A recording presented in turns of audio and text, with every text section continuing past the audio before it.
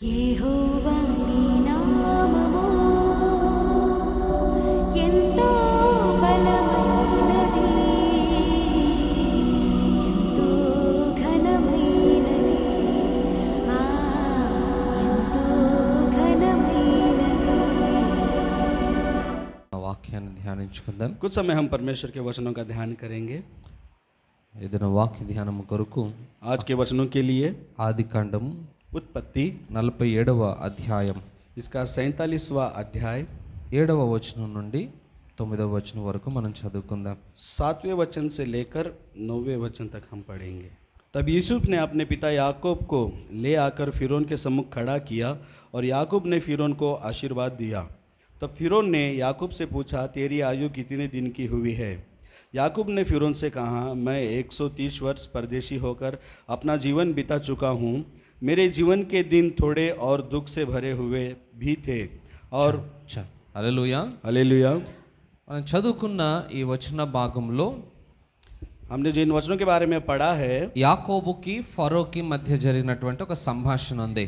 याकूब और फरोन के बीच में हुई बातों का संभाषण यहाँ पर है. యోసేపు కొన్ని పరిస్థితులను బట్టి ఐగుప్తు దేశానికి వచ్చేసిన తర్వాత यूसुफ कुछ परिस्थितियों के कारण वो मिस्र देश को आ गया था, इसलिए తన ఇంటి వారందరినీ కూడా ఐగుప్తునకు తీసుకుని వచ్చేస్తాడు. वो अपने सारे घर के लोगों को सभी को मिस्र देश में लेकर आता है. అలా వచ్చిన తర్వాత యోసేపు తన తండ్రి అయిన యాకోబును ఫరో దగ్గరికి తీసుకుని వెళ్ళాడట. इस तरह आने के बाद यूसुफ वो अपने पिता याकूब को फिरौन राजा के पास लेकर आता है. వెంటనే ఫరో యాకోబును అడుగుతున్నాడు, అయ్యా నువ్వు బ్రతికిన దినములెన్ని? तभी पर तुरंत फिरौन ने याकूब से पूछा, तेरे जीवन के दिन कितने हैं? అంటే నీ ఏజ్ ఎంత, నీ వయసు ఎంత అని అడుగుతున్నాడు ఆయన.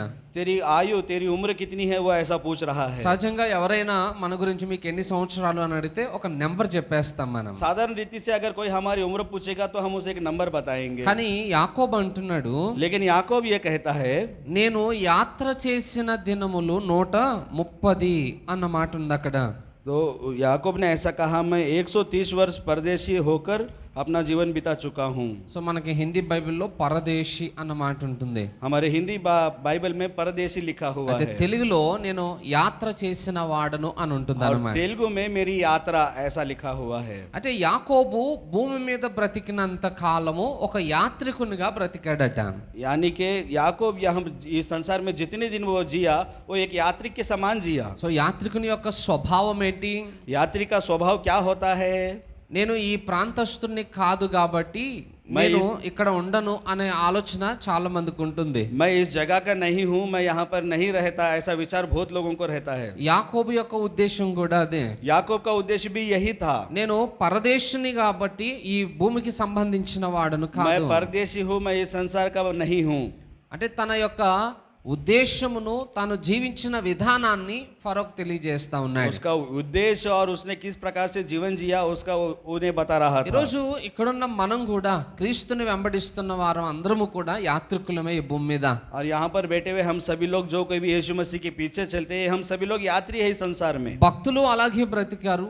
भक्तों ने भी अपना जीवन ऐसे ही बिताया వాళ్ళు మనకి అదే రీతిలో బ్రతకమని మాదిరిని చూపించారు. और उन्होंने भी हमें इसी रीति से जीना है, एक रास्ता दिखाया है. ఈ రోజుకి మనము దేవుణ్ణి అనుసరించేటప్పుడు యాత్రికులమన్న భావనతోటే అడుగులు వేయాలి. और आज भी हम जब परमेश्वर के पीछे चलते हैं, हम एक यात्री है ऐसे भावना से हमें चलना चाहिए. అసలు ఒక యాత్రికునుకుంటే స్వభావాలు ఏంటి? असल एक यात्री का स्वभाव क्या होता है? మనం యాత్రికులంగా బ్రతకాలంటే ఏం లక్షణాలు మనకు ఉండాలి? हमें यात्री के समान जीना है तो हमारे अंदर क्या लक्षण होने चाहिए? సో వాటిని గురించి కొన్ని విషయాలు నేను మీకు జ్ఞాపకం చేస్తాను. तो उसके बारे में कुछ विषय मैं आपको याद दिलाऊंगा. మనము యాత్రికులంగా బ్రతకాలి అని అంటే अगर हमें यात्री के समान अगर जीना है, మనకు ఉండాల్సినటువంటి మొదటి లక్షణం, तो हमारे पास सबसे पहला लक्षण ये होना चाहिए, మనము అనుకూలమైన పరిస్థితుల కొరకు ఆశించకూడదు. हमें अनुकूल परिस्थिति चाहिए ऐसे आशा हमें नहीं रखनी है. సహజంగా మీరు ఏదన్నా ఒక వెహికల్ లో ప్రయాణం చేయాలనుకున్నారు అనుకోండి, साधारण रीति से अगर आप किसी गाड़ी पर जाना चाहते हैं, అందరము దాంట్లో అనుకూలతల కొరకు ఎదురు చూడం. तो सभी लोग उसमें अनुकूलता के लिए नहीं देखते। ఇప్పుడు రిజర్వేషన్ చేయించుకోవాలనుకున్నారు, अगर सोचिए आपने रिजर्वेशन बनाने की सोची మీకు है, రిజర్వేషన్ దొరకలేదు. अगर आपको रिजर्वेशन नहीं मिला, ఆ టైంలో ఏం చేస్తాం उस మనం? समय में आप क्या करोगे? ఏదో ఒకటి ప్రయాణం అయితే చేయాలి. कुछ भी हो लेकिन मुझे यात्रा करनी है। ఆ ఉద్దేశంతో ప్రయాణాన్ని ఆరంభిస్తాం. उस उद्देश्य से हम यात्रा आरंभ करते हैं। అలా యాత్ర చేసేటప్పుడు ऐसे यात्रा करते समय మార్గ మధ్యంలో ఎన్నో ప్రతికూలతలు ఎదురవుతాయి. तो रास्ते में बहुत सारे मुश्किलें कठिनाइयां आती है। మంచి రోడ్స్ ఉండకపోవచ్చు, अच्छे रोड नहीं रहता, ప్రయాణం చాలా ఆలస్యంగా సాగవచ్చు, और यात्रा बहुत धीमे धीमे चलती है, లేదా మనము ఎక్కిన బస్ అంత కంఫర్ట్ గా అంత అనుకూలంగా ఉండకపోవచ్చు. और हम जिस बस में बैठे हैं वो उतनी अच्छी नहीं है, उतनी अनुकूल नहीं है। అంత మాత్రాన మన ప్రయాణాన్ని ఆపేసుకోవడానికి మనం ఇష్టపడం. तो क्या इस कारण से हम अपनी यात्रा को रोकने की इच्छा करते हैं? ఎవరైనా ట్రైన్ ఎక్కినప్పుడే ఈ ట్రైన్ నీట్ గా లేదు కాబట్టి నేను ఎక్కను అని అనుకుంటామా ఎవరైనా? कोई भी हम किसी भी ट्रेन में चढ़ते हैं, ये ट्रेन अच्छी नहीं करके हम उतर जाते हैं। कोई లేదా ఈ ట్రైన్ చాలా స్లోగా వెళ్తుంది కాబట్టి నేను ఈ బండి ఎక్కను అని అనుకుంటామా? नहीं, ये ट्रेन बहुत धीमी चलती है कहकर हम इस ट्रेन में नहीं चढ़ते क्या? మనకు తెలుసు మనం నివాసం ఉండేది ఆ ట్రైన్ లో కాదు. हमें मालूम है हम हमेशा उस ट्रेन में नहीं रहते। మనం కొంతకాలము ప్రయాణం చేయడానికి ఆ వాహనం వాడుకుంటున్నాం हम అంతే. कुछ समय यात्रा के लिए उसका उपयोग करते हैं बस। మన గమ్యస్థానము వేరు, हमारा लक्ष्य दूसरा है। కాబట్టి ఈ మార్గ మధ్యంలో ఎదురయ్యేటువంటి ప్రతికూలతలు నాకు సంబంధించినవి కాదనుకుంటా. इसलिए यात्रा में जो भी समस्या आती है ये मेरे लिए नहीं है, ऐसा हम सोचते हैं। ఇప్పుడు మీరు హైదరాబాద్ లో చూస్తే अगर आप यहाँ पर हैदराबाद में देखोगे ఈ హాలిడేస్ కి చాలా మంది తమ ఊర్లకు వెళ్ళే వాళ్ళు ఉన్నారు. तो इन छुट्टियों के दिनों में बहुत सारे लोग अपने गांव जाते हैं। ఇప్పటి వరకు ఉన్న బస్సెస్ కాకుండా ఆర్టీసీ వాళ్ళు ఇంకా చాలా బస్సెస్ చేశారట ఇప్పుడు. और अब तक जितने बसेस है तो उनसे भी बढ़कर आरटीसी वालों ने बहुत सारे बस जोड़ी ఆ है। బస్సెస్ అన్ని కూడా లోకల్ గా సిటీలో తిరిగే బస్సెస్ అవి. वो ये सारे लोकल बस है जो गाँव से शहर में घूमते हैं। అయినా ఇప్పుడు అవసరం కాబట్టి అంత దూర ప్రయాణానికి కూడా ఆ బస్సెస్ ను వాడుతున్నారు. दूर की यात्रा के लिए अभी जरूरत है, इसलिए उन बसों का भी उपयोग किया जा रहा है। ప్రజలందరికీ ఊరు వెళ్ళాలని ఆశ, अब सारे लोगों को गांव जाने की इच्छा है, అందరికీ అనుకూలమైన వాహనాలు దొరకవు. और सभी को अनुकूल वाहन ऐसा नहीं मिलता। కొంచెం ఇబ్బందికరమైన ప్రయాణం చేయాలి. कुछ मुश्किलों से उन्हें जाना पड़ता है, అయినా కూడా ఇప్పుడు చాలా మంది ప్రయాణం చేస్తా ఉన్నారు. लेकिन फिर भी बहुत सारे लोग यात्रा करते हैं। ఎందుకు చేస్తా ఉన్నారు? क्यों वो यात्रा करते हैं? వాళ్ళ ఆశ ఏంటనంటే उनकी आशा होती ఈ है ప్రయాణంలో నేను కొంతకాలమే ఉంటాను, इस यात्रा में मैं थोड़े ही समय रहता हूँ। కొంచెం నేను కష్టపడితే अगर मैं थोड़ा दुख सह लूंगा, నేను వెళ్ళాల్సిన గమ్యస్థానానికి వెళ్ళిపోతే मुझे जहाँ जाना है अगर मैं वहाँ चला जाऊंगा అక్కడ నేను నెమ్మదిని కలిగి तो ఉంటాను. वहाँ पर मैं शांति से रहूंगा।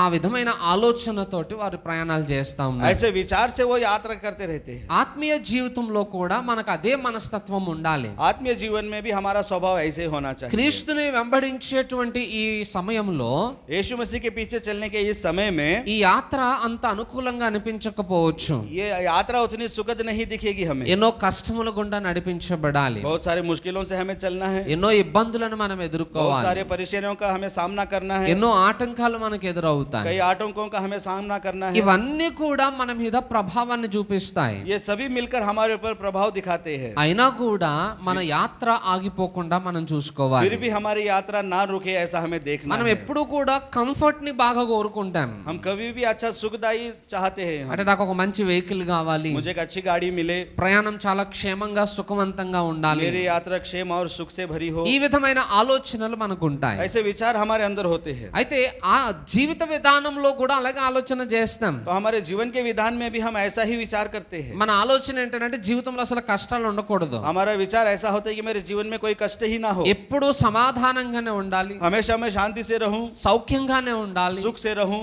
సమృద్ధిగా ఉండాలి. और भरपूर रहूं। ఈ విధమైన ఆలోచనలతోటి మనం అడుగులు ऐसे వేయాలనుకుంటాం. विचारों से हम आगे कदम रखना चाहते కానీ हैं, జీవితంలో ఎప్పటికీ అది సాధ్యం కాదు. लेकिन जीवन में कभी भी ऐसा साध्य नहीं होता। అందుకే మనము అడ్జస్ట్ అయిపోవడం నేర్చుకోవాలి. इसलिए हमें एडजस्ट होना सीखना चाहिए, అన్నింటికీ కూడా అనుకూలంగా ఉండకపోయినా ముందుకు వెళ్ళే ప్రయత్నం చేయాలి. और सभी कुछ हमारे अनुकूल ना हो फिर भी हमें आगे बढ़ते हुए जाना है। మనకు తెలుసు మనం ఉన్న స్థలము మనకి అంత అనుకూలంగా అనిపించకపోవచ్చు, हमें मालूम है हमारे जो जगह है वो हमारे अनुकूल नहीं है, అయినా ఈ రోజు మనం ఉంటున్న స్థలంలో అడ్జస్ట్ అయిపోతున్నాం. लेकिन हम जिस जगह में है वहां पर हम एडजस्ट होकर है। రూమ్ ఇరుకుగా ఉండొచ్చు, रोड छोटी होगी, లేకపోతే మనం ఉన్న ప్రాంతము అంత ప్రశాంతమైన వాతావరణం या फिर కాకపోవచ్చు, हम जिस जगह पे रहते वहां पर शांति थोड़ी कम होगी, అయినా కూడా అడ్జస్ట్ అయిపోతున్నాం. फिर भी हम एडजस्ट हो जाते हैं। అలాగే ఆత్మీయ జీవితంలో ఎదురయ్యే పరిస్థితులకు కూడా మనం సర్దుకుపోవడం उसी నేర్చుకోవాలి. प्रकार आत्मिक जीवन में आने वाले समस्याओं को भी हमें ऐसे ही संभाल कर चलाना। వాటిని అడ్జస్ట్ కావడానికి ఇష్టపడలేని వాడు ఎప్పుడు కూడా సనుగుతూనే ఉంటాడు. अगर उसमें जो कोई भी एडजस्ट नहीं करता वो बार बार बुड़बुड़ाने लगता है। అలా సనుగుతున్నాము అని అంటే మనం గ్రహించాలి ఏంటంటే अगर वो ऐसे बार बार बुड़बुड़ाता है, अगर हम जानते हैं మనకి ఇంకా యాత్రికుని అలవాటు రాలేదు అని. तो अभी भी हमारे अंदर यात्री का स्वभाव नहीं आया। ఎందుకంటే ये सोचिए। యాత్రికుడు ఎప్పుడు కూడా అనుకూలతను కోరుకోవడానికి ఇష్టపడతాడు. क्योंकि यात्री कभी भी वो सुख और अनुकूल नहीं देखता। బైబిల్లో ఇజ్రాయెల్ జనాంగాన్ని గురించి రాయబడి ఉంది. बाइबल में इजरायली लोगों के बारे में लिखा है, వాళ్ళు ఐగుప్తు దేశంలో నుండి కనానుకు యాత్ర చేసే సమయంలో उन्होंने मिस्र देश से और कनान की यात्रा में जब वो निकले थे, ఎన్నో ఇబ్బందులను వారు ఎదుర్కొన్నారు. बहुत सारी मुश्किलों का उन्होंने सामना किया। ఎర్ర సముద్రం అడ్డొచ్చింది, लाल समुद्र उनके सामने आया, దాహం వేసినప్పుడు నీళ్లు దొరకలేదు, और जब उन्हें प्यास लगी तब उन्हें पानी नहीं मिला, ఆకలి వేసింది, उन्हें भूख लगी, యుద్ధాలు ఎదురయ్యాయి. उन्होंने लड़ाइयों का सामना किया। ఇలా ప్రతి సంఘటన వచ్చినప్పుడు వారు సనగడం మొదలు పెట్టారట और దేవుని जब మీద. जब ये सारे मुश्किलें आए तब वो बुड़बड़ाने लगे। నిజానికి దేవుడు వారితోటే ఉన్నాడు. सच्चाई में परमेश्वर उनके साथ था। అన్ని పరిస్థితులను అంటే మెరుగు చేసుకుంటూ దేవుడు ముందుకు हर వెళ్తున్నాడు. परिस्थितियों को हटाकर परमेश्वर उन्हें आगे लेकर चल रहा కానీ था। వాళ్ళకున్న అలవాటు ఏంటనంటే लेकिन उनकी आदत क्या थी? చిన్న సమస్య రాగానే సనుగుతారు, छोटी समस्या आते ही वो చిన్న बुड़बुड़ाने అవసరం लगते రాగానే దేవుని మీద కోపపడతారు. थे। छोटी आवश्यकता आने पर परमेश्वर के ऊपर गुस्सा करते थे, వారి యొక్క ప్రవర్తన దేవునికి కోపాన్ని తీసుకుని और వచ్చింది. उनका ये रवैया परमेश्वर को गुस्सा लेकर आया। దేవుడు మాట అన్నాడు, परमेश्वर ने उनसे कहा, మీరు ఎలాగే సనిగితే మీరు ఇక కనానుకు వెళ్ళరు అని. अगर आप ऐसे ही कुड़कुड़ाओगे तो आप कनान देश नहीं जा पाओगे। 40 సంవత్సరాలు వారు అరణ్యంలోనే తిరిగి తిరిగి అక్కడ చనిపోయారే తప్ప 40 वर्षों तक परमेश्वर ने उन्हें यात्रा में चला चला कर वो वहीं पर मर गए, लेकिन వాళ్ళు కనానుకు చేరలేకపోయారు. वो कनान देश नहीं जा पाए। వారి యొక్క సంతానానికి దేవుడు ఆ దేశాన్ని వాగ్దానంగా ఇచ్చాడు. और उनकी संतान को परमेश्वर ने प्रतिज्ञा का देश करके उन्हें दिया। ఈ రోజు మనం కూడా आज हमें भी మన జీవితంలో ఉన్న పరిస్థితులను బట్టి దినవల్ల సనుగుతూనే ఉంటాం. हमारे जीवन के परिस्थितियों को सोचकर हम भी दिन भर कुड़कुड़ाते हैं। ఏం పరిస్థితులు ఇవి, ये कैसी परिस्थिति ఏం है? జీవితం ఇది, ये कैसा जीवन है ఏం मेरा? సమస్యలు ఇవి, ये कितने परेशानी है मेरे ఎన్ని ఆర్థిక ఇబ్బందులా, जीवन? इतने आर्थिक ఎన్ని समस्याएं అనారోగ్య हैं, ఇబ్బందులా, इतने बीमारियां हैं, అసలు ఏం అనుకో ఈ ఒక కాలనీ బాగాలేదు, ये जगह अच्छी नहीं है। మనం సనుక్కోవడానికి 100 రకాల సమస్యలు ఉన్నాయి. हमें कुड़कुड़ाने के लिए 100 प्रकार की समस्याएं हैं। హల్లెలూయా. हालेलुया। ఇవన్నింటినీ మనం చూస్తున్నాం తప్ప अगर इन सभी को हम देखते हैं, लेकिन మనం వెళ్ళబోయే గమ్యస్థానాన్ని మనం చూడలేకపోతున్నాం. हमें कहां पर जाना है उस स्थान को हम नहीं देख पा ఆ रहे हैं। గమ్యస్థానాన్ని చూడగలిగిన వాడు और जो कोई भी उस लक्ष्य को, उस जगह को देखता है, ఈ భూమి మీద ఎదురయ్యే తాత్కాలికమైన ఇబ్బందులను గురించి సనగలేడు. तो इस संसार में होने वाली तात्कालिक समस्याओं के ऊपर वो नहीं कुड़कुड़ाता। అందుకే ఈ భూమి మీద అనుకూలతలు లేకపోయినా సర్దుకుపోయే మనస్సును మనం కలిగి ఉండాలి. इसलिए इस संसार में अगर कुछ भी अनुकूलता ना हो तो भी हमें एडजस्ट करके चलना అది चाहिए। యాత్రికునికి ఉండవలసిన మొదటి లక్షణం. ये यात्रिक को रहने वाला पहला लक्षण है। రెండవ లక్షణం, और उसका दूसरा लक्षण, యాత్రికుడు ఈ భూమి మీద ఉన్న వేటికి కూడా ఆకర్షింపబడడు. यात्री की संसार में किसी भी चीज की तरफ वो आकर्षित नहीं होता। మనం ఏదైనా ఒక ప్రాంతానికి వెళ్ళడానికి ప్రయాణంలో ఉన్నాం. अगर हम किसी जगह जाने के लिए हम यात्रा में तैयार है, ప్రయాణం చేస్తున్నప్పుడు ఎన్నో ఆకర్షణీయమైనవి మన కంటికి కనబడతాయి. जब हम यात्रा करते हैं तो बहुत ढेर सारे आकर्षणीय चीज हमें दिखती है। మంచి సిటీస్ కనపడొచ్చు, अच्छे शहर दिखते हैं हमें, అలాగే మంచి మంచి బిల్డింగ్స్ और కనపడొచ్చు. अच्छे अच्छे इमारतें हमें दिखती है। అవి బాగున్నాయి కదా అని చెప్పి ఎక్కడ పడితే అక్కడ దిగిపోయి వెళ్ళిపోతామా? अरे वो सब कुछ ठीक है ऐसा सोचकर हम जहाँ चाहे वहाँ उतर कर चले जाएंगे? మనకు తెలుసు हमें मालूम है మనం దిగవలసిన స్థలం ఇది కాదు. हमें कहाँ पर उतरना है, हमें मालूम है। మార్గ మధ్యంలో మనల్ని ఆకర్షించేవి చాలా ఉంటాయి. और रास्ते में बहुत सारे आकर्षण करने वाले चीज बहुत सारे हैं। అలాగని ఎక్కడ పడితే అక్కడ నేను ప్రయాణం ఆపుకుని వెళ్ళిపోలేను. अगर ऐसा सोचकर मैं अपनी यात्रा छोड़कर कहीं जाऊंगा, ऐसा ఎందుకంటే नहीं నాకు हो सकता। బాగా తెలుసు क्योंकि मुझे अच्छी तरीके से నేను मालूम है వెళ్ళవలసిన గమ్యస్థానం ఇది కాదు అని. मुझे जाने वाला एक लक्ष्य कहाँ पर है, मुझे मालूम है। అలాగే మనం కూడా మన ఆత్మీయ యాత్రలో వెళ్తున్నప్పుడు इसी प्रकार से जब हम अपनी आत्मिक यात्रा में चलते रहते हैं, మన యాత్రలో నుండి మనల్ని తప్పించటానికి సాతాను చాలా వాటిని ఆకర్షణగా పెడతాడు. हमारी यात्रा से हमें भटकाने के लिए शैतान बहुत सारी चीजों को उपयोग करता है। లోకంలో ధనాన్ని ఆశగా वो చూపిస్తాడు, संसार के धन की आशा हमें दिखाता है, ఆస్తిపాస్తులను ఆశగా वो చూపిస్తాడు, धन संपत्ति की आशा हमें आशा दिखाता లోకంలో है, ఉన్నటువంటి సౌఖ్యాలను ఆశగా और చూపిస్తాడు. संसार के सारे सुख की आशा हमें दिखाता है। అయినా కూడా మనం గుర్తుపెట్టుకోవాలి, फिर भी हमें एक बात याद रखनी है, మనం వాటి కొరకు ఇక్కడ ఉండట్లేదు. हम इस सभी के लिए यहाँ पर नहीं रह रहे हैं। వాటిని సంపాదించుకోవడానికి మనం हम పరుగులెట్టట్లేదు. उन सभी को कमाने के लिए नहीं दौड़ रहे हैं। మనం వెళ్ళవలసిన గమ్యస్థానం వేరు. हमारे जाने वाली जगह दूसरी है। ఆ యాత్రా జీవితంలో మనల్ని ఆకర్షించేవి, త్రోవ నుండి తప్పించేవి చాలా ఉంటాయి. उस यात्रा के जीवन में हमें अपने मार्गों से भटकाने के लिए बहुत सारी चीजें हैं। అయినా కూడా మనం వెనకడుగు వేయకుండా జాగ్రత్త फिर పడగలగాలి. भी हमें अपने कदम पीछे नहीं हटाते हुए हमें संभल कर रहना है। హల్లెలూయా. हालेलुया। అంటే మనం ఆలోచన చేయండి, एक बार हम विचार करेंगे మనం దేని కొరకు ప్రయాణం చేస్తున్నామో ఆ గమ్యస్థానాన్ని ఎప్పుడు మర్చిపోకూడదు మనం. हम किसके लिए यात्रा कर रहे हैं उस लक्ष्य को हमें कभी भी भूलना नहीं चाहिए. చాలా విషయాల్లో మనం ఎలా ఉంటాం అంటే ఒక రూట్ లో మనం ప్రయాణం స్టార్ట్ చేస్తాం. बहुत सारे विषय में हम ऐसे रहते कि हम एक रास्ते पर चलते हैं, మధ్యలో అట్లు పరిగెడతాం, ఇటు పరిగెడతాం, వేటుకో ప్రాకులాడుతూ ఉంటాం. बीच में हम इधर भागते हैं उधर भागते हैं, कहीं भी हम गिरने पड़ने लगते हैं. గుర్తుపెట్టుకోండి, याद रखिए లోకము మనల్ని ఆకర్షిస్తూనే ఉంటుంది భూమి ये మీద. संसार हमें हमेशा आकर्षित ही करता रहता है లోకంలో ఉన్నవారు కూడా మనకు అదే బోధ చేస్తా और ఉంటారు. संसार में रहने वाले भी हमें यही सिखाते हैं. చాలా మంది అడుగుతూ ఉండొచ్చు మనల్ని, बहुत सारे लोग हमसे शायद पूछते होंगे, మీరు ఇప్పుడు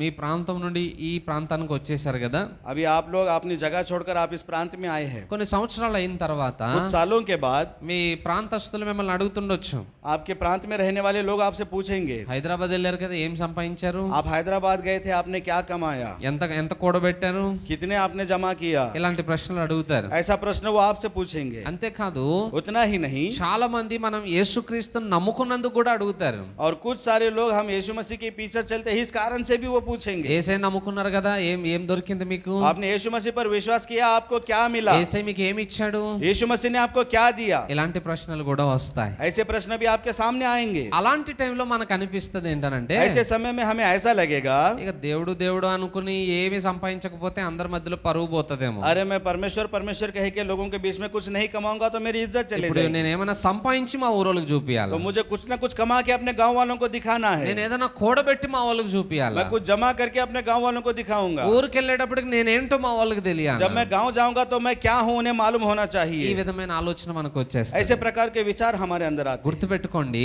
याद रखिए లోకం మనల్ని ఆకర్షించవచ్చేమో, ये संसार हमें शायद आकर्षण करता हो, కానీ మనం వెళ్తున్న మార్గంలో నుండి మనం త్రొట్టిల్లిపోకూడదు. लेकिन हम जिस मार्ग से जा रहे हैं वहां से हमें भटकना नहीं चाहिए. ఎందుకంటే లోకంలో ఉన్నదంతా తాత్కాలికమైనది. क्योंकि इस संसार में जो कुछ भी हो कुछ समय का है, డబ్బు తాత్కాలికమైనది, पैसा थोड़े समय का है, లోకంలో ఆకర్షణీయమైనవి ఏమున్నాయో అవి और इस తాత్కాలికమైనవి. संसार में जो कुछ भी आकर्षित है वो भी कुछ समय का है, కంప్లీట్ గా ఈ భూమే తాత్కాలికమైనది. और कंप्लीट ये भूमि भी कुछ तात्काल समय की है. అందుకే యోహాను పత్రికలో ఉంటుంది, इसलिए యోహాन पत्रिका में ये लिखा है, లోకమును దాని ఆశయు గతించిపోవును గాని संसार और उसकी आशा जाती रहेगी, దేవుని చిత్తమును నెరవేర్చువాడు నిరంతరము నిలుచును. और जो कोई परमेश्वर की इच्छा पूरी करेगा वो निरंतर रहेगा. ఈ భూమి మీద ఉన్న ప్రజల్లో రెండు గుంపులు ఉంటారట. इस संसार में रहने वाले लोगों में उनके दो दल रहते हैं. ఒకళ్ళేమో దేవుని ప్రేమించే వాళ్ళు, एक दल जो परमेश्वर से प्रेम करता है, ఒకళ్ళు లోకాన్ని और ప్రేమించేవాడు. एक दल जो संसार से प्रेम करता है. దేవుని ప్రేమించేవాడు దేవుని దగ్గర నుండి ఏం పొందుకోవాలని ఆశిస్తాడు. और जो परमेश्वर से प्रेम करता है वो परमेश्वर से कुछ पाने की आशा करता है. లోకాన్ని ప్రేమించేవాడు లోకం నుండి ఏం సంపాదించాలని और जो ఆశిస్తాడు. संसार में रहता है वो संसार से मैं क्या आशा करूं वो उस आशा में रहता है. లోకంలో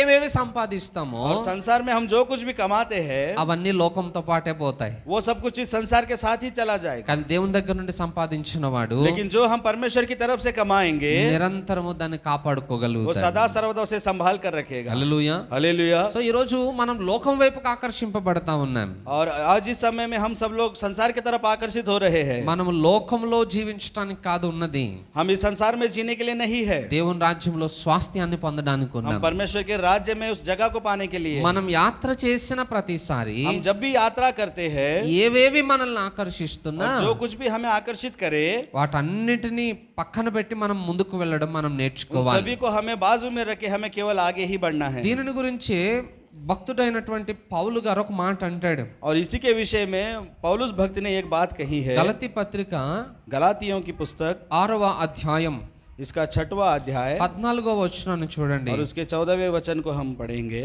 पर ऐसा ना हो कि मैं अन्य किसी बात का घमंड करूं, केवल हमारे प्रभु यीशु मसीह क्रूस का और उसके द्वारा संसार में मेरी दृष्टि और मैं संसार की दृष्टि में क्रूस पर चढ़ाया गया हूं. చాలు. ఇక్కడ అపోస్తలుడైన పౌలు ఏమని చెప్తున్నాడు? यहाँ पर प्रेरित पौल क्या कहता है? నేను లోకమునకును లోకము నాకును సిలువ వేయబడి ఉన్నాము. मैं इस संसार के लिए और संसार मेरे लिए क्रूस पर चढ़ाया गया है. సిలువ వేయబడడం అంటే చనిపోయి ఉన్నాము అని అర్థం. यानी कि वो मर गया है.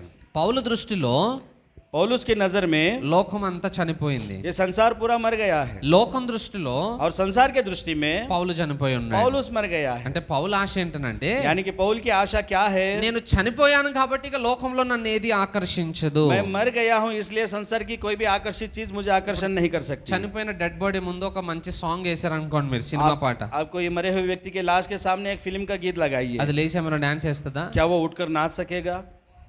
డెడ్ బాడీ కదులుతుందా అసలు? क्या वो लाश हिल पाएगी? పోనీ డెడ్ బాడీ మీద 1 కిలో బంగారం తీసుకెళ్లి పెట్టండి, या किसी लाश के सामने आप 1 किलो सोना लाकर रखिए, పోనీ అప్పుడైనా తీసుకోవడానికి ఇష్టపడుతుందా? तो क्या वो उसे लेने के लिए इच्छा करेगा? దాంట్లో జీవం లేదు కనుక क्योंकि उसके अंदर प्राण नहीं ఏవి है, కూడా దానిని ఆకర్షించలేవు. इसलिए कुछ भी उसे आकर्षित नहीं कर पाता। ఈ లోకంలో ప్రతి విశ్వాసి అలాగు బ్రతకాలట. इस संसार में हर एक विश्वासी को इसी प्रकार जीना चाहिए। మనము యాత్రికులముగా ఉండాలి అనంటే अगर हमें यात्री के समान रहना है లోకం విషయమై చనిపోవాలి, तो संसार के विषय में हमें मरना है క్రీస్తు విషయమై బ్రతికి ఉండాలి. और यीशु मसीह के विषय में हमें जिंदा रहना है। మనం ఆపోజిట్ లో చేస్తాం. हम अपोजिट में करते हैं, దేవుని విషయంలో చచ్చిపోయి ఉంటాం, हम परमेश्वर के विषय में मर जाते हैं, వాక్యం ఎక్కదు, वह वचन हमारे समझ में नहीं आता, భక్తి ఉండదు, भक्ति हमारे अंदर नहीं रहती, పరిశుద్ధత కాపాడుకోము, परिशुद्धता को हम नहीं बचाते, ఇవేవి చెయ్యం మనం. ये हम कुछ भी नहीं करते ఎందుకంటే దేవుని విషయంలో చచ్చిపోయి ఉంటాం మనం. क्योंकि हम परमेश्वर के विषय में मर गए हैं। అదే లోకం విషయంలో బ్రతికుంటాం. हाँ, यही हम संसार के विषय में जिंदा रहते हैं। అందుకే లోకం నుండి ఏం పొందుకుందామా,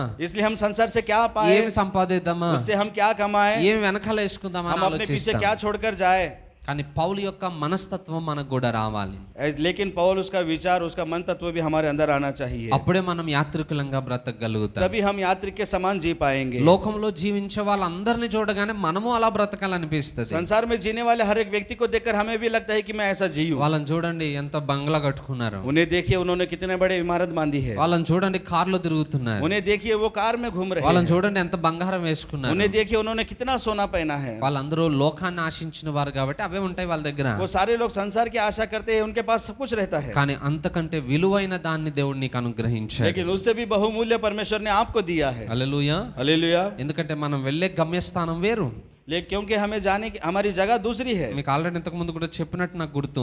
मैंने आपको इससे पहले भी आपको बताया था, मुझे याद है। ఈ భూమి మీద इस संसार में ప్రజలు వారి బంగారాన్ని వారి నెత్తి మీద వేసుకుని మోస్తారట. सारे लोग अपने सोने को वो अपने सर पर उसका बोझ उठाते हैं, కానీ మనం వెళ్ళబోయే రాజ్యంలో लेकिन हम जहाँ जिस राज्य में जाने वाले हैं, దేవుడు ఆ బంగారంతో రోడ్లు వేస్తున్నాడట. परमेश्वर ने उस सोने से वहाँ पर रोड बनाई है। ఇప్పుడు చెప్పండి, మనం గొప్పలమా ఈ లోకంలో ఉన్న వాళ్ళు आप గొప్ప? बताइए क्या आप बहुमूल्य है या संसार बहुमूल्य है? హల్లెలూయా. हालेलुया। వాళ్ళేమో మీద వేసుకుంటున్నారు, మనమేమో కింద వేసుకుని నడుస్తున్నాం. यहाँ के लोग क्या है कि वो ऊपर डाल रहे हैं और हम वहाँ पर उसे रोड बनाकर उसके ऊपर चल रहे చాలా हैं। మంది అడుగుతారు ఏం సంపాదించారు మీరని. बहुत सारे लोग पूछते हैं आपने क्या कमाया है? ఇక్కడ ఏం సంపాదించలేదు, यहाँ पर कुछ नहीं कमाया, ఎందుకంటే పాడైపోతుంది. क्योंकि वो खराब हो जाएगा। పరలోకంలో సంపాదించిన हमने स्वर्ग में कमाया है, మా పరలోకంలో ఒక ఇల్లు ఉంది మాకు, उस स्वर्ग में हमारे लिए एक घर है, అక్కడ బంగారంతో రోడ్లు వేయించుకున్నాం, वहाँ पर सोने की रोड बनी हुई है, బంగారంతో మేము ఇల్లు కట్టుకున్నాం. वहाँ पर सोने से घर बनाया हुआ है।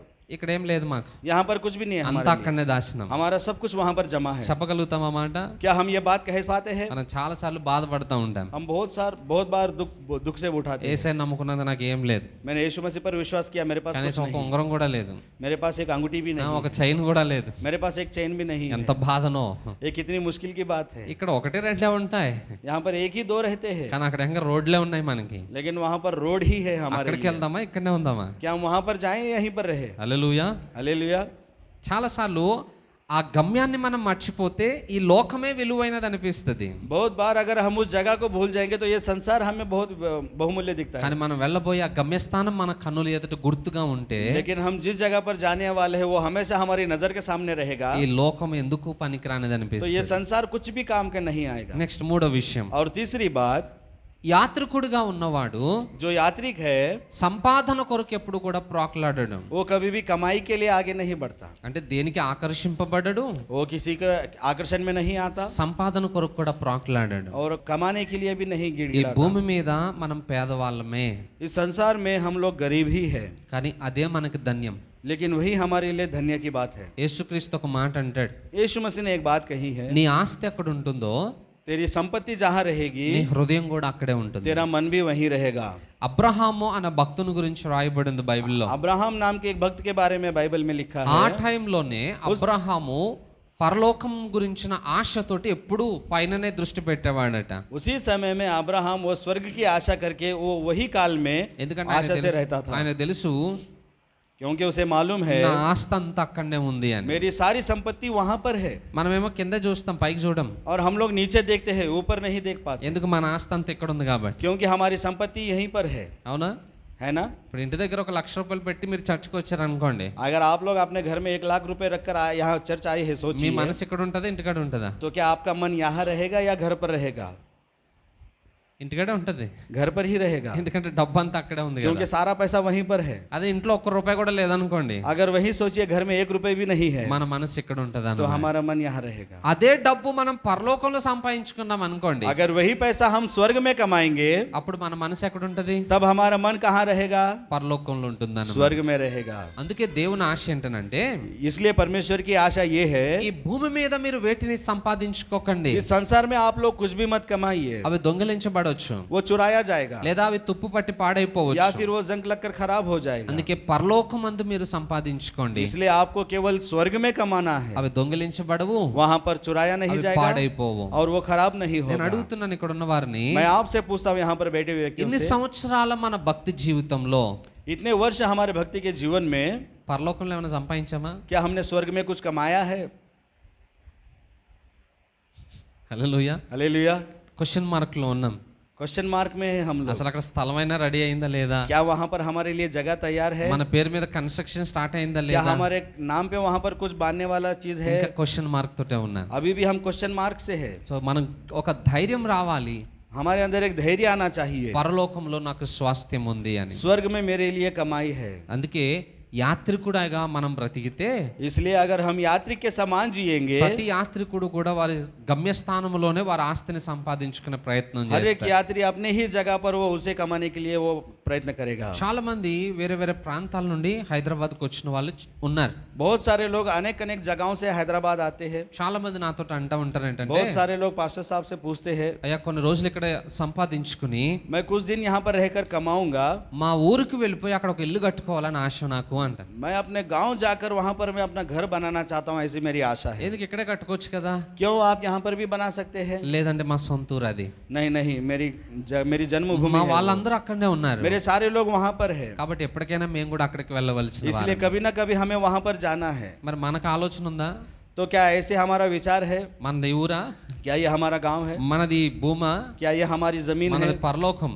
हमारा स्वर्ग है, మన వాళ్ళందరూ అక్కడనే ఉన్నారు. हमारे सारे लोग वहां पर है। అది మర్చిపోయి ఇక్కడే ఏదో సాధించాలని చూస్తున్నాం. वो हम भूल कर यहाँ पर ही हम कुछ करना चाहते हैं। ఎప్పుడైతే ఆ ఆలోచన మనకు వస్తుందో, और जब ऐसा विचार हमारे अंदर आता है, యాత్రికులు అనే విషయాన్ని మనం మర్చిపోతాం. हम यात्रिक है ऐसे विषय को हम भूल जाते ఆ हैं। లోపం జరగకుండా జాగ్రత్త పడాలి. तो ऐसी गलती ना हो इसलिए सावधान रहिए।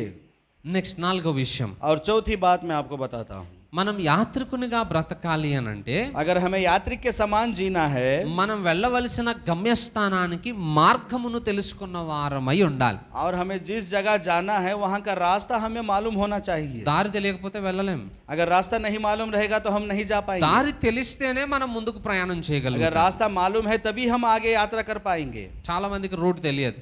बहुत सारे लोगों को रास्ता नहीं मालूम रहता। ఇప్పుడున్న టెక్నాలజీ ప్రకారంగా अभी जो टेक्नोलॉजी है उसके द्वारा మనం ఏదైనా ఒక ప్రాంతానికి వెళ్ళాలనుకోండి, अगर हमें किसी प्रांत में जाना है, మనకు అడ్రస్ తెలియకపోతే अगर हमें एड्रेस नहीं मालूम रहेगा, వెంటనే ఫోన్ లో గూగుల్ మ్యాప్ ఆన్ చేసుకుని तो వెళ్ళిపోతున్నాం. हम तुरंत फोन में गूगल मैप ऑन करके चले जाते हैं। ఒకప్పుడు ఆ గూగుల్ మ్యాప్ లేదు మనకి. एक समय में गूगल मैप नहीं था। ఏదైనా ఒక ప్లేస్ కి వెళ్ళాలంటే అందరిని అడ్రస్ అడుగుతూ వెళ్ళాల్సి వచ్చేది. अगर किसी जगह हमें जाना है तो हम बहुत सारे लोगों से पता पूछते हुए जाते కానీ थे। ఇప్పుడు చాలా ఈజీ అయిపోయింది. अब बहुत आसान हो गया है। లోకంలో గూగుల్ మ్యాప్ పెట్టుకుంటున్నాం, ప్రయాణం చేస్తూనే ఉన్నాం. इस संसार में गूगल मैप लगाते हैं, हम यात्रा करते हैं। ఆత్మీయ యాత్రలో కూడా आत्मिक यात्रा में भी మనం ప్రయాణం చేసేటప్పుడు जब हम यात्रा करते हैं, మనకు కూడా ఒక గూగుల్ మ్యాప్ ఇవ్వబడింది.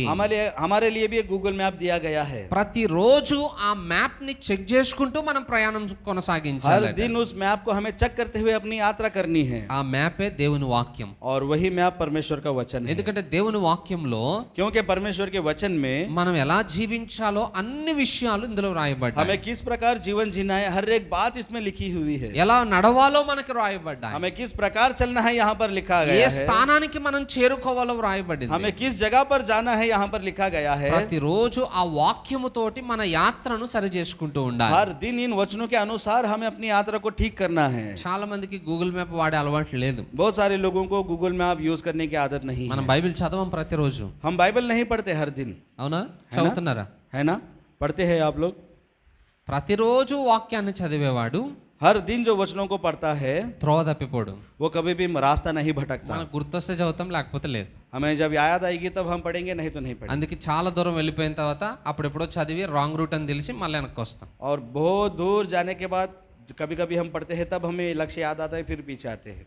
అదే ప్రతిరోజు వాక్యం చదివే అలవాటు ఉంటే अगर वही हर दिन हम वचनों को पढ़ेंगे ఏ రోజుకి ఆ రోజు మనం ప్రయాణం చేసే మార్గాన్ని చెక్ చేసుకోవడానికి ఉంటుంది. तो जिस दिन हमें जिस मार्ग में जाना है उसे हम चेक करते हुए ఆ మార్గంలో నుండి తప్పిపోకుండా ఉండే అలవాటు ఉంటుంది. उस मार्ग से ना भटकते हुए चलने की आदत हमारी बन जाती అప్పుడు है। సమయం వృధా కాకుండా तब ఉంటుంది. हमारा समय व्यर्थ नहीं होगा। కానీ మనం ఆ ప్రయత్నం చేయట్లేదు. लेकिन हम ऐसा प्रयत्न नहीं करते। ఏ రూట్ లో వెళ్తున్నామో కూడా తెలియట్లేదు. हम किस रास्ते में जा रहे हैं हमें नहीं मालूम होता। దారి కనపడుతుంది, వెళ్ళిపోతుంది. रास्ता दिख रहा है और हम चल रहे हैं। సో దయచేసి ప్రతిరోజు మనం వెళ్ళే మార్గము సరి అయినదా కాదా మనం చెక్ చేసుకుంటూ ఉండాలి. तो कृपया करके देखिए हर दिन हम जिस मार्ग पे जा रहे हैं वो ठीक है या नहीं, उसे चेक करना चाहिए।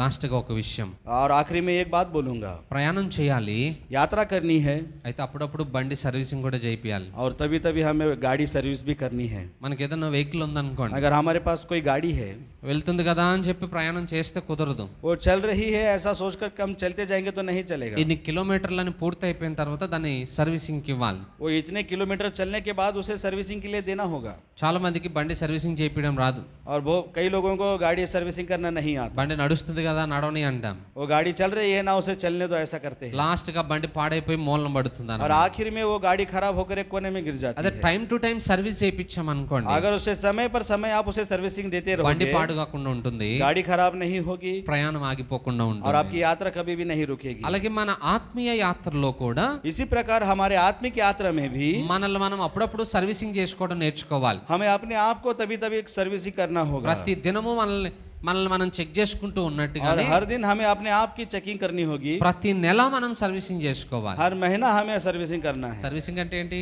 सर्विसिंग यानी कि क्या है? ఉపవాస ప్రార్థన. उपवास प्रार्थना। లోకంలో తిరిగి తిరిగి తిరిగి ఉంటాం.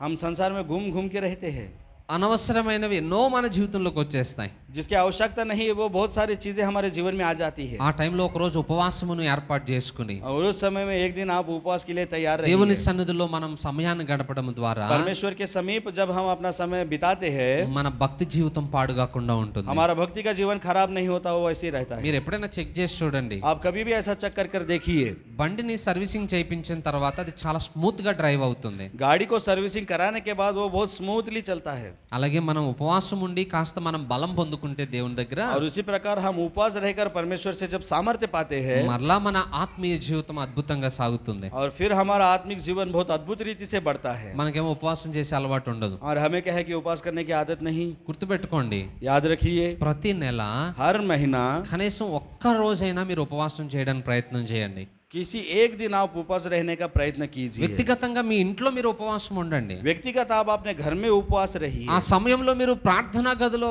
మీరు సమయాన్ని उस గడపండి. समय में आप एकांत में प्रार्थना మీ कीजिए। సమస్యలన్నీ దేవునికి చెప్పుకోండి. आप अपनी समस्याएं सारे परमेश्वर से कहिए, దేవునితో మాట్లాడే ప్రయత్నం చేయండి. परमेश्वर से बात करने का प्रयत्न कीजिए। అలా చేయటం ద్వారా మన ఆత్మీయ జీవితం బాగుపడుతుంది. और ऐसा करने के द्वारा हमारा आत्मिक जीवन अच्छा होगा। ఆ రోజు మన లోపములన్నీ उस సరిదిద్దబడతాయి. दिन हमारी सारे गलतियां ठीक हो जाएंगी। తిరిగి మళ్ళా దేవుని దగ్గర బలం పొందుకుని మన యాత్రను फिर से సాగించగలుగుతాం. हम परमेश्वर की सामर्थ्य पाकर हमारी यात्रा को हम बढ़ा पाएंगे। బండి సర్వీసింగ్ చేయకపోతే బండి పాడైపోతుంది. अगर गाड़ी की सर्विसिंग नहीं की जाएगी तो गाड़ी खराब हो కనీసం जाएगी। నెలలో ఒక్క ఉపవాసమైన మనం చేయకపోతే మన ఆత్మీయ జీవితం కూడా कम పాడైపోతుంది. से कम महीने में अगर एक दिन भी हम उपवास नहीं करेंगे तो हमारा आत्मिक जीवन खराब हो సో जाएगा। ఈ రోజు నుండి అటు అలవాటు మనం तो నేర్చుకుందాం. आज से हमें ऐसी आदत सीखनी है।